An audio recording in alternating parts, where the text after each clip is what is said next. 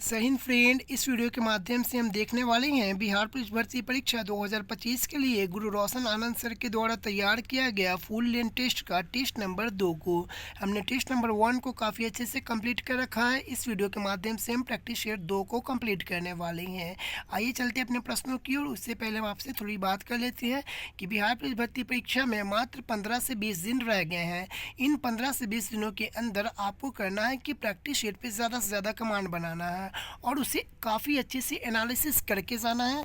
तब जाकर के आपको 19,838 में एक सीट आपका कंफर्म निश्चित हो जाएगा। हमारे इन बातों को आप ध्यान में रखें, तब जाकर के आपका रिजल्ट 100% श्योर हो जाएगा। ठीक है, आइए हम चलते हैं अपने प्रश्नों की ओर और 1 से लेकर के 100 तक के प्रश्न को हम काफ़ी अच्छे से देखते हैं। ठीक है, आज का हमारा पहला प्रश्न हो जाएगा कि विलियम बेंटिंक द्वारा निम्न में से किस सुधारक उपाय को लागू नहीं किया गया था।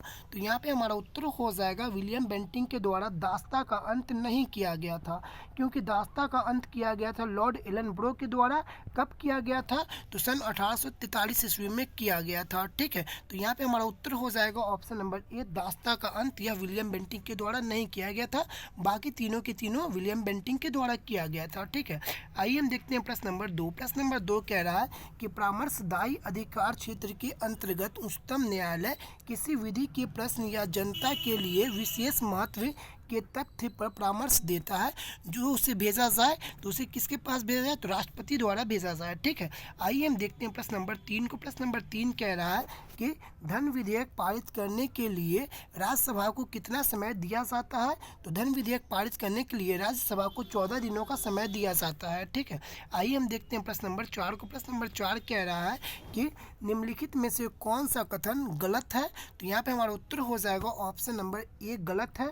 ऑप्शन नंबर ए कह रहा है कि रक्त अम्लीय होता है, यह गलत है। रक्त क्षारीय होता है और रक्त का पीएच मान होता है 7.4। ठीक है, आइए हम देखते हैं प्रश्न नंबर 5 को। प्रश्न नंबर 5 कह रहा है कि स्पष्ट प्रतिध्वनि तभी सुनी जा सकती है जब परावर्तन सतह की ध्वनि स्रोत से न्यूनतम दूरी हो, लगभग 17 मीटर की दूरी हो। ठीक है, आइए हम देखते हैं प्रश्न नंबर 6 को। प्रश्न नंबर 6 कह रहा है कि भारतीय संविधान के लागू होने के समय निम्न आदर्शों में से किसको प्रस्तावना में शामिल नहीं किया गया था। ठीक है, तो लागू होने के समय बोल रहा है कि प्रस्तावना में किस वर्ड को शामिल नहीं किया गया था।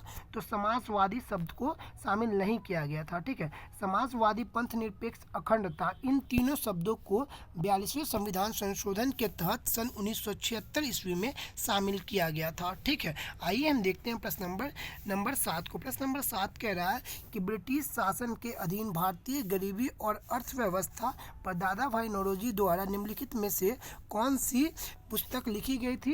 तो यहाँ पे हमारा उत्तर हो जाएगा option number C, poverty and un British rule in India पुस्तक लिखी गई थी। ठीक है, आइए हम देखते हैं प्रश्न नंबर 8 को। प्रश्न नंबर 8 कह रहा है कि पृथ्वी के कुल सतह क्षेत्रफल का लगभग कितने प्रतिशत भाग जलमंडल में शामिल है।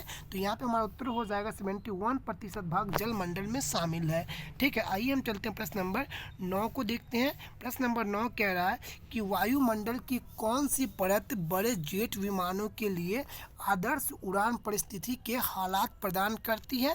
तो यहाँ पे हमारा उत्तर हो जाएगा ऑप्शन नंबर सी, स्ट्रेटोस्फीयर। ठीक है, स्ट्रेटोस्फीयर हिंदी में कहते हैं समताप मंडल को। ठीक है, आइए हम देखते हैं प्रश्न नंबर 10। प्रश्न नंबर 10 कह रहा है कि सूची 1 को सूची 2 से मिलान कीजिए। एक तरफ दिया गया है अम्ल का नाम और दूसरी तरफ दिया गया है पदार्थ में जो पाया जाता है उसके पदार्थों का नाम। ठीक है, तो देखिए फॉर्मिक अम्ल यह किस में पाया जाता है। तो यह चींटी के डंक में पाया जाता है। कैल्शियम हाइड्रोक्साइड यह चूने के पानी में पाया जाता है। और टार्टरिक अम्ल यह इमली और अंगूर में पाया जाता है। और सोडियम हाइड्रोक्साइड यह खाने वाला सोडा में पाया जाता है। ठीक है, तो इसका उत्तर हो जाएगा हमारा ऑप्शन नंबर बी करेक्ट हो जाएगा। ऑप्शन नंबर बी करेक्ट हो जाएगा। 1 2 4 5। ठीक है, आइए हम देखते हैं प्रश्न नंबर 11 को। प्रश्न नंबर 11 कह रहा है कि भारतीय संविधान की प्रस्तावना में समाजवादी शब्द जोड़ा गया था। अभी हमने चर्चा किया था कि समाजवादी, पंथ निरपेक्ष और अखंडता, इन तीनों शब्द को 42वें संविधान संशोधन 1976 में जोड़ा गया था। ठीक है, आइए हम देखते हैं प्रश्न नंबर 12 को। प्रश्न नंबर 12 कह रहा है कि मानव पित्त जो एक पीले हरे रंग का तरल भाग होता है, इसकी प्रकृति कैसी होती है? तो इसकी प्रकृति क्षारीय होती है। ठीक है, मानव पित्त का प्रकृति क्षारीय होती है। आइए हम देखते हैं प्रश्न नंबर 13 को। प्रश्न नंबर 13 कह रहा है कि निम्न में से कौन सी अक्रिय गैस नहीं है? तो यहाँ पे हमारा हो जाएगा हाइड्रोजन। हाइड्रोजन अक्रिय गैस नहीं है। ठीक है, आइए हम देखते हैं प्रश्न नंबर 14 को। प्रश्न नंबर 14 कह रहा है कि ब्रिटिश हाउस ऑफ कॉमन में सर्वप्रथम किस भारतीय आर्थिक निष्कासन सिद्धांत की प्रस्तावना की थी? तो कौन की थी? तो दादा भाई नौरोजी ने की थी। आर्थिक निष्कासन का सिद्धांत कौन दिया था? तो दादा भाई नौरोजी ने दिया था। ठीक है, आइए हम देखते हैं प्रश्न नंबर 15 को। प्रश्न नंबर 15 कह रहा है कि किस ब्रिटिश गवर्नर जनरल ने देश में सती प्रथा निर्मूल की थी? तो सती प्रथा को किसने निर्मूल किया था?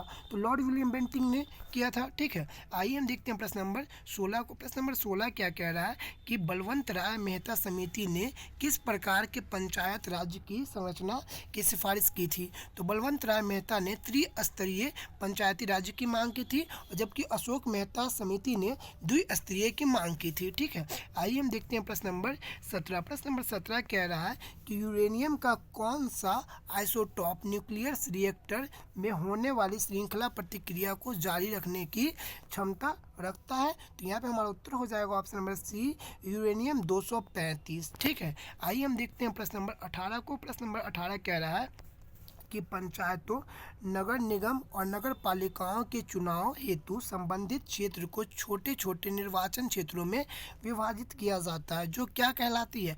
तो वार्ड कहलाती है। ठीक है, आइए हम देखते हैं प्रश्न नंबर 19 को। प्रश्न नंबर 19 कह रहा है कि निम्नलिखित में से कौन सा जीवाश्म ईंधन नहीं है?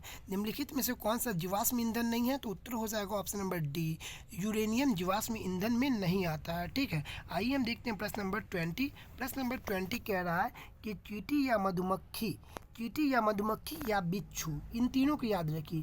चींटी या मधुमक्खी या बिच्छू के डंक में के काटने पर उसके डंक में निम्नलिखित में से कौन सा द्रव पाया जाता है? तो फॉर्मिक अम्ल पाया जाता है। ठीक है, चींटी हो गया, मधुमक्खी हो गया या बिच्छू हो गया, इन तीनों के डंक में फॉर्मिक अम्ल ही पाया जाता है। ठीक है, आइए हम देखते हैं प्रश्न नंबर 21। प्रश्न नंबर 21 कह रहा है कि लोहे पर कलई के लिए निम्नलिखित में से किस धातु का उपयोग किया जाता है जिसकी इसकी क्षय को रोका जा सके? जिससे इसकी क्षय को रोका जा सके तो लोहे पर जिंक की परत चढ़ाई जाती है, जिसको हम गैल्वेनाइजेशन भी कहते हैं। ठीक है, आइए हम देखते हैं प्रश्न नंबर 22। प्रश्न नंबर 22 कह रहा है कि इनमें से राष्ट्रीय राजनीतिक दल कौन है? तो इसमें राष्ट्रीय राजनीतिक दल है बहुजन समाज पार्टी। ठीक है, आइए हम देखते हैं प्रश्न नंबर 23। प्रश्न नंबर 23 कह रहा है कि राष्ट्रीय शिक्षा नीति 1986 का उद्देश्य क्या नहीं था?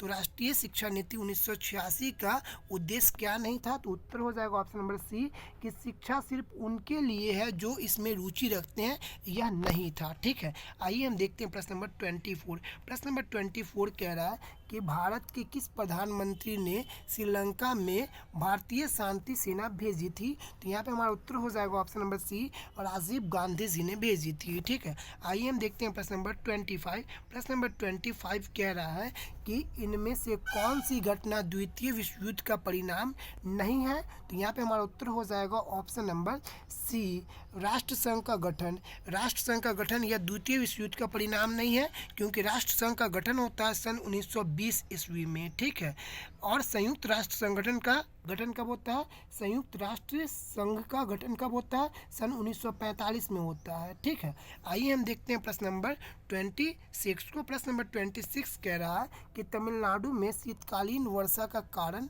है। तो क्या कारण है? तो यहाँ पे हमारा उत्तर हो जाएगा ऑप्शन नंबर ए, उत्तर पूर्व मानसून कारण है तमिलनाडु में शीतकालीन वर्षा का। ठीक है, आइए हम देखते हैं प्रश्न नंबर 27। प्रश्न नंबर 27 कह रहा है कि अश्व यदि एकाएक चलना प्रारंभ कर दे तो अश्वारोही के पीछे की तरफ गिरने की आशंका का कारण क्या होता है?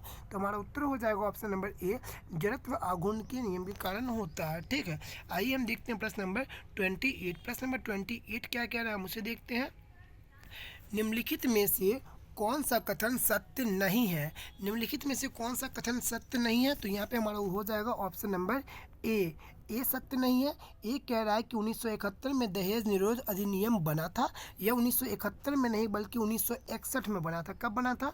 1961 में बना था और पहली बार संयुक्त अधिवेशन इसी में बुलाया गया था। इसमें कौन राष्ट्रपति थे इस समय? तो डॉक्टर राजेंद्र प्रसाद जी राष्ट्रपति थे और संयुक्त अधिवेशन पहली बार सन 1961 में दहेज निरोध अधिनियम के लिए बना था। ठीक है, आइए हम देखते हैं प्रश्न नंबर 29 को। प्रश्न नंबर 29 क्या कह रहा है हम उसे देखते हैं। प्रश्न नंबर 29 कह रहा है कि संविधान अपने नागरिकों को कौन से अधिकार की गारंटी देता है? तो संविधान अपने नागरिकों को, भारतीय नागरिकों को article 15, article 16, article 19, article 29, article 30 इन 5 प्रकार का अधिकार जो है वो भारतीय नागरिकों को स्पेशलिस्ट दिया गया है। कौन कौन सा? Article 15, article 16, article 19, article 29।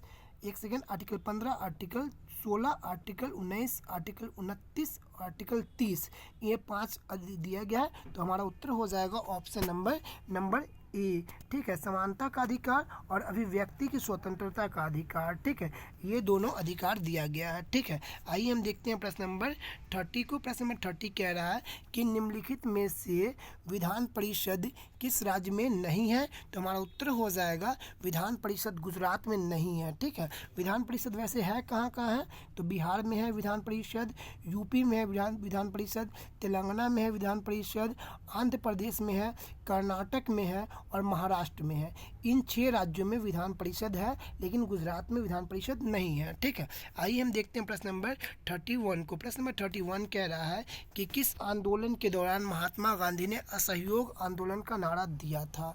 तो असहयोग आंदोलन का नारा दिया था महात्मा गांधी ने किस में? तो भारत छोड़ो आंदोलन में। ठीक है, आइए हम देखते हैं प्रश्न नंबर 32 को। प्रश्न नंबर 32 कह रहा है कि वायुमंडलीय परत जो सूर्य के पराबैंगनी किरणों से हमारी रक्षा करती है वह कौन सा है? तो वह है ओजोन मंडल। ठीक है, आइए हम देखते हैं प्रश्न नंबर 33। प्रश्न नंबर 33 कह रहा है कि प्रारंभ में एक अविभाजित विशाल स्थलखंड था, वह क्या कहलाता था? तो वह पेंजिया कहलाता था। ठीक है, आइए हम देखते हैं प्रश्न नंबर 34। प्रश्न नंबर 34 हो जाएगा कि भारत में पुर्तगाली उपनिवेश की राजधानी गोवा को बनाने वाले व्यक्ति कौन थे? तो गोवा को राजधानी बनाने वाले व्यक्ति नीनो डी कुन्हा जी थे। नीनो डी कुन्हा ने गोवा को कब राजधानी बनाया था? सन 1530 ईस्वी में बनाया था। ठीक है, आइए हम देखते हैं प्रश्न नंबर 35 को। प्रश्न नंबर 35 कह रहा है कि पर्यावरण के जैविक व अजैविक घटकों के अंतर संबंध का अध्ययन क्या कहलाता है? तो इसका अध्ययन कहलाता है पारिस्थितिकी कहलाता है। ठीक है, क्या कहलाता है? पारिस्थितिकी कहलाता है। ठीक है, आइए हम देखते हैं प्रश्न नंबर 36। प्रश्न नंबर 36 कह रहा है कि द्वितीय महायुद्ध के अंतिम चरण में परमाणु बम विस्फोट से कौन सा शहर सबसे ज़्यादा प्रभावित हुआ था? तो यहाँ पे हमारा उत्तर हो जाएगा ऑप्शन नंबर बी, हिरोशिमा सबसे ज़्यादा प्रभावित हुआ था। ठीक है, आइए हम देखते हैं प्रश्न नंबर 37। प्रश्न नंबर 37 कह रहा है कि आग्नेय चट्टान के संदर्भ में निम्नलिखित में से कौन सा कथन असत्य है? तो यहाँ पे हमारा उत्तर हो जाएगा ऑप्शन नंबर बी, इसे प्रज्ञान चट्टान भी कहते हैं, यह गलत हो जाएगा। ठीक है, आइए हम देखते हैं प्रश्न नंबर 38। प्रश्न नंबर 38 कह रहा है कि किसी राज्य के राज्यपाल के संदर्भ में कौन सा कथन गलत है? तो यहाँ पे हमारा उत्तर हो जाएगा ऑप्शन नंबर बी, राज्यपाल का चुनाव संसद करती है, यह गलत है, राज्यपाल का चुनाव नहीं होता है। ठीक है, आइए हम देखते हैं प्रश्न नंबर 39 को। प्रश्न नंबर 39 क्या कह रहा है हम उसे देखते हैं। प्रश्न नंबर 39 कह रहा है कि मानव शरीर के किस अंग में रुधिर ऑक्सीजन युक्त होता है? तो यहाँ पे हमारा उत्तर हो जाएगा ऑप्शन नंबर ए, बायां आलिंद में। ठीक है, आइए हम देखते हैं प्रश्न नंबर 40 को। प्रश्न नंबर 40 क्या कह रहा है हम उसे देखते हैं। प्रश्न नंबर 40 कह रहा है कि भारत के संविधान निर्माताओं ने निम्न में से कौन सा लक्षण अमेरिका के संविधान से ग्रहण किया?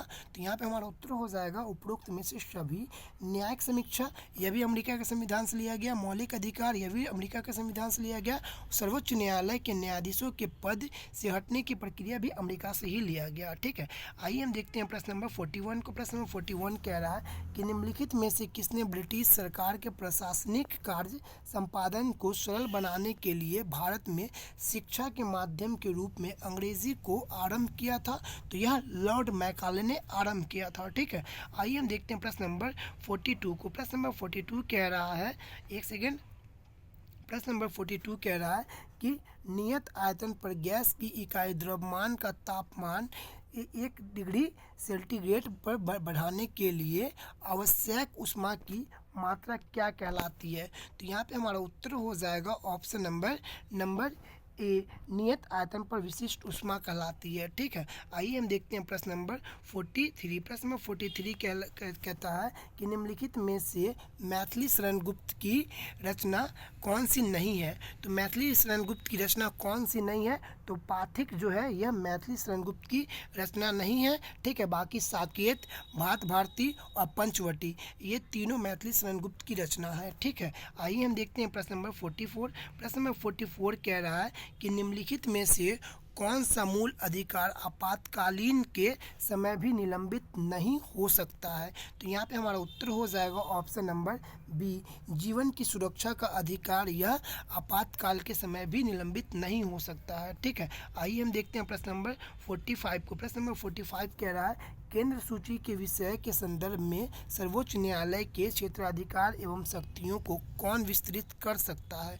तो यहाँ पे हमारा उत्तर हो जाएगा ऑप्शन नंबर ए, ऑप्शन नंबर डी, संसद विस्तृत कर सकता है। ठीक है, आइए हम देखते हैं प्रश्न नंबर 46। प्रश्न नंबर 46 कह रहा है कि एड्स रोगी के न्यून प्रतिरक्षा किसकी संख्या में गिरावट के कारण होती है। तो यहाँ पे हमारा उत्तर हो जाएगा ऑप्शन नंबर डी, टी लसिकानुओं के द्वारा वो गिरावट होती है। ठीक है, आइए देखते हैं प्रश्न नंबर 47। प्रश्न नंबर 47 कह रहा है कि रामधारी सिंह दिनकर को ज्ञानपीठ पुरस्कार उनकी किस रचना पर मिला था। तो उर्वशी के लिए मिला था रामधारी सिंह को कौन सा पुरस्कार, तो ज्ञानपीठ पुरस्कार मिला था उर्वशी के लिए। आइए हम देखते हैं प्रश्न नंबर 48। प्रश्न नंबर 48 कह रहा है कि भारतीय संविधान के निम्न में से कौन से अनुच्छेद के अंतर्गत नागरिकों को अपने मौलिक अधिकारों की रक्षा के लिए उच्च न्यायालय में याचिका दायर कर सकता है। तो यहाँ पे उच्च न्यायालय बोला है, तो उच्च न्यायालय जब बोलेगा तो आर्टिकल 226 हो जाएगा।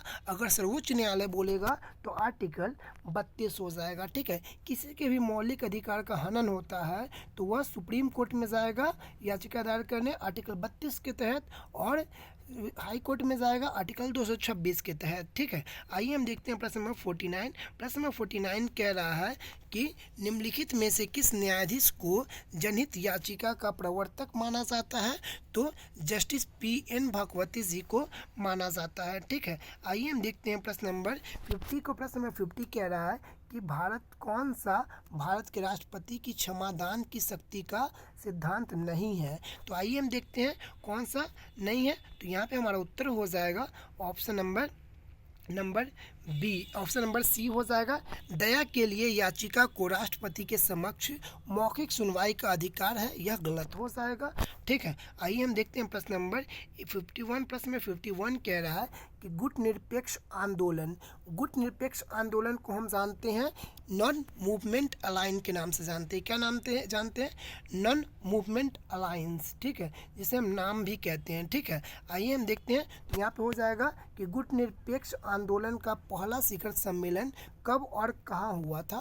तो यहाँ पे हमारा उत्तर हो जाएगा option number C, Belgrade Serbia में हुआ था। कब हुआ था? 1961 में हुआ था।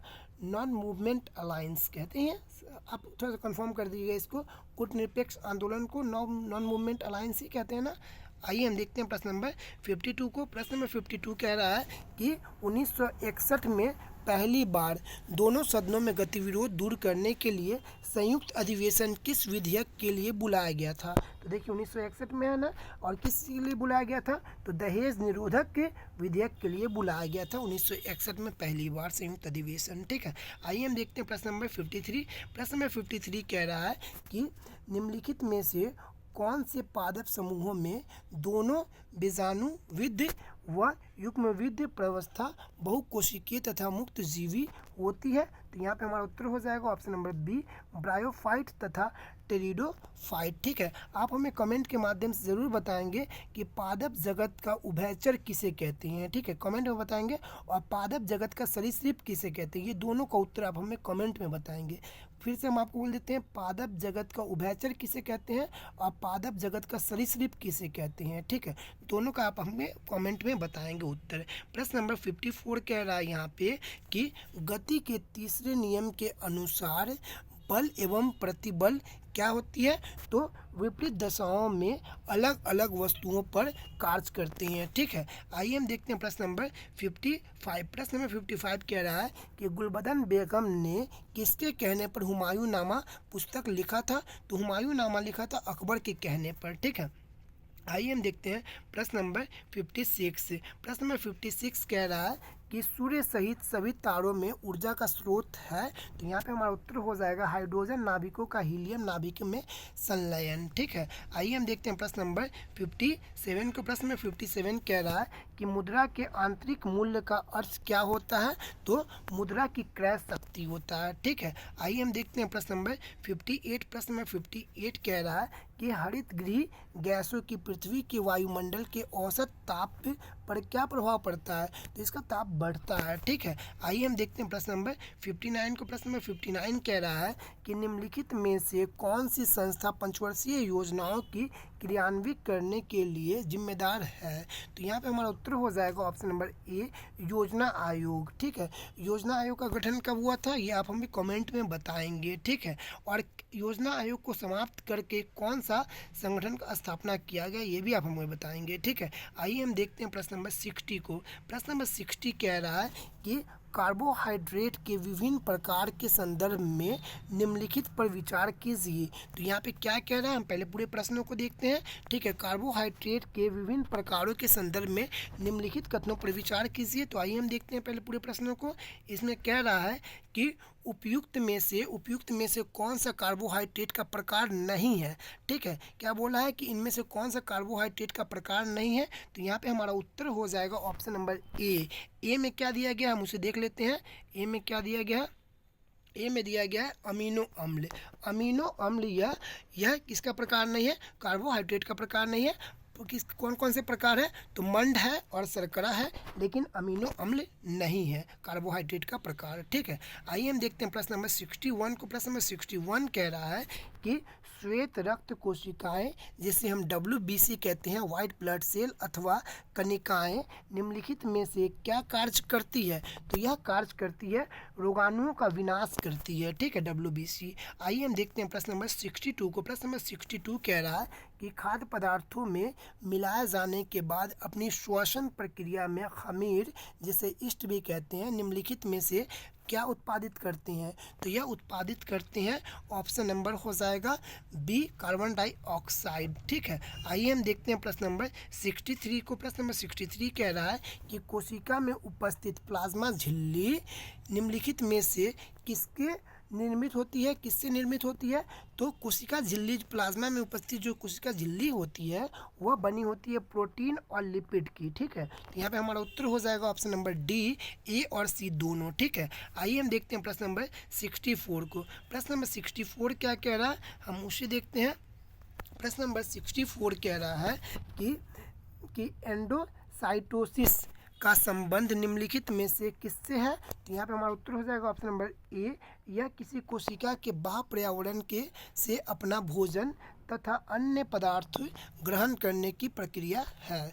ठीक है, आइए हम देखते हैं प्रश्न नंबर 65। प्रश्न नंबर 65 कह रहा है कि नेटल पौधे के पत्तों को छूने पर डंक जैसा दर्द होता है, यह दर्द किस अम्ल के स्राव से होता है, तो यहाँ पे हमारा उत्तर हो जाएगा ऑप्शन नंबर बी, मैथेनोइक अम्ल के स्राव से होता है। ठीक है, आइए हम देखते हैं प्रश्न नंबर 66। प्रश्न नंबर 66 कह रहा है कि निम्नलिखित में से कौन सा कोशिका की अंतरोमी क्रियाओं के परिचालन के लिए ईंधनों की तरह प्रयुक्त होता है, तो यहाँ पे हमारा उत्तर हो जाएगा ATP, एडिनोन ट्राइफॉस्फेट। ठीक है, आइए हम देखते हैं प्रश्न नंबर 67। प्रश्न नंबर 67 कह रहा है कि मानव मस्तिष्क के संदर्भ में निम्नलिखित युग्मों पर विचार कीजिए।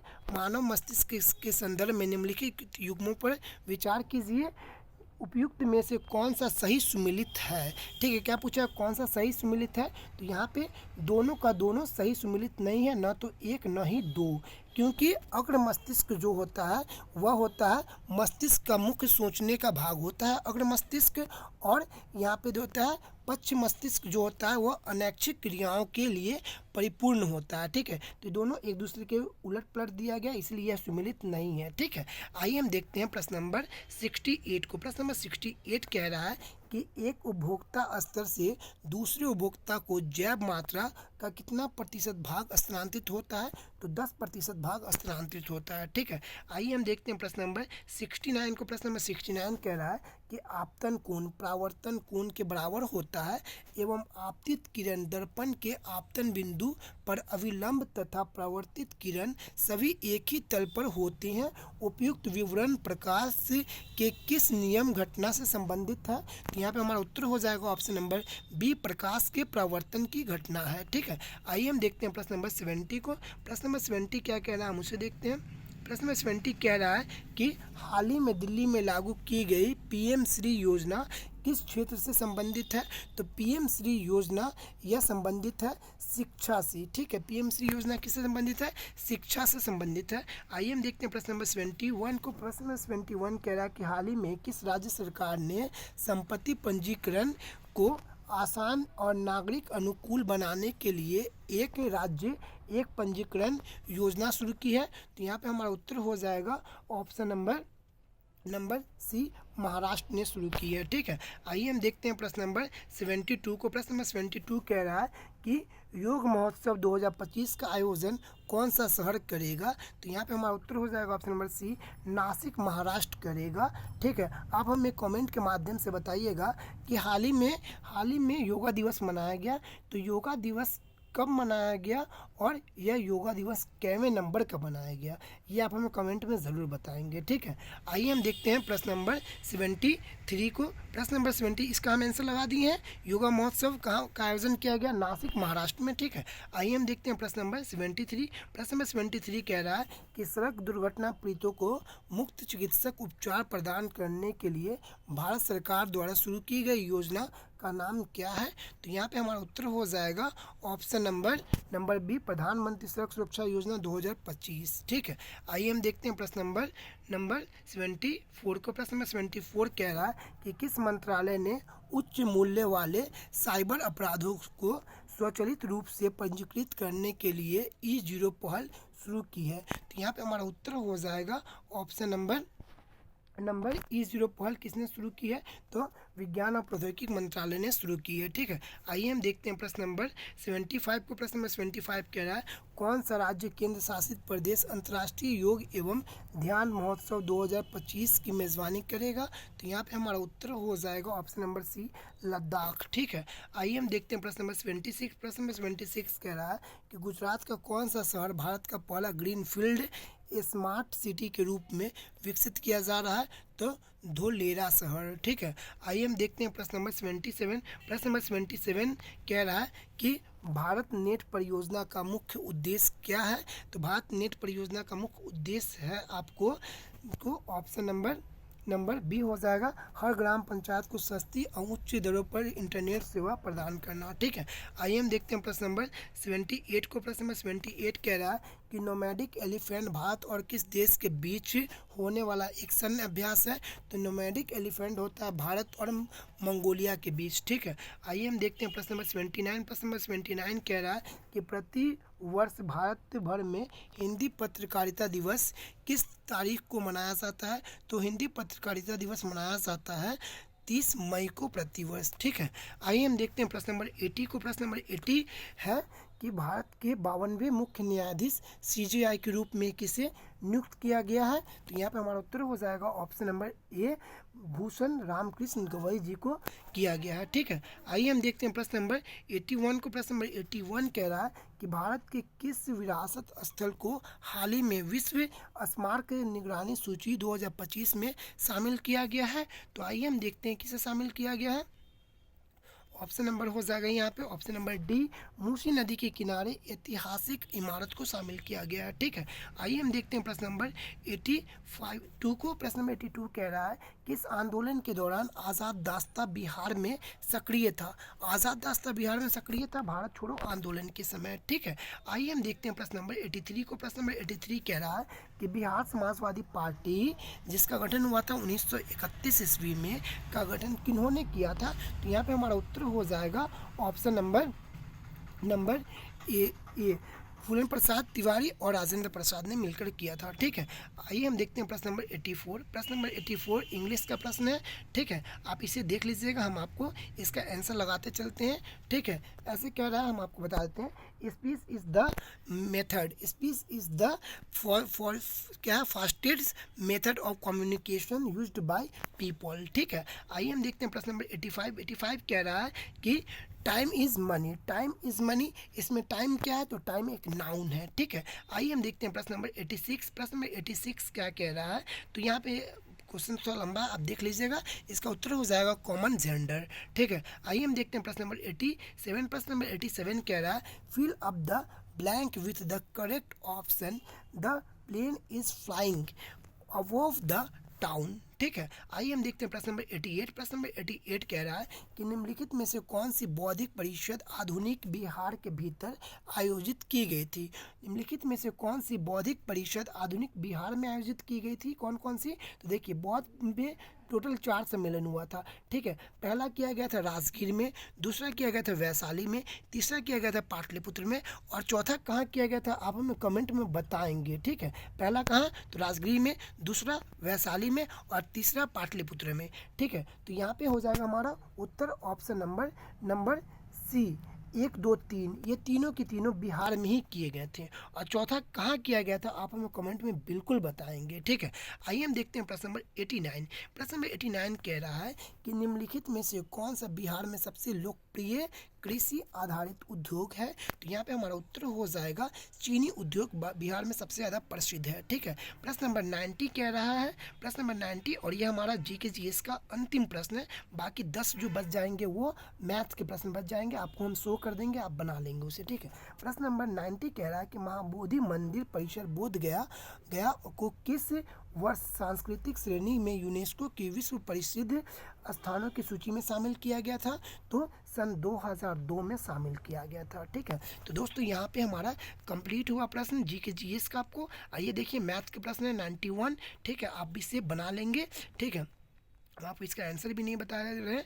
ठीक है, आपने इसको सॉल्व कर लेंगे। ठीक है, आइए चलिए, अगर आपको यह वीडियो अच्छा लगा हो तो प्लीज़ वीडियो पे लाइक करें, और कोई प्रश्न अगर गलती से बाय मिस्टेक अगर कुछ गलत हो गया हो तो कमेंट करके आप हमें ज़रूर बताएं, और उसके लिए प्लीज़ हमें क्षमा कर दें। वैसे हम एकदम करेक्ट प्रश्न बताने का आपको अच्छे से प्रयास किए हैं, लेकिन इंसान ही तो है, हो सकता है कि थोड़ा सा अगर गलत हो गया हो तो आप हमें बताएंगे, ज़रूर बताएंगे। ठीक है, और चैनल को यदि सब्सक्राइब नहीं किए तो प्लीज़ चैनल को सब्सक्राइब करके ही जाएंगे। चलिए चलते हैं। ठीक है, बेस्ट ऑफ लक, आप अपनी तैयारी को काफ़ी अच्छे से करते रहें। ठीक है, जय हिंद, जय भारत।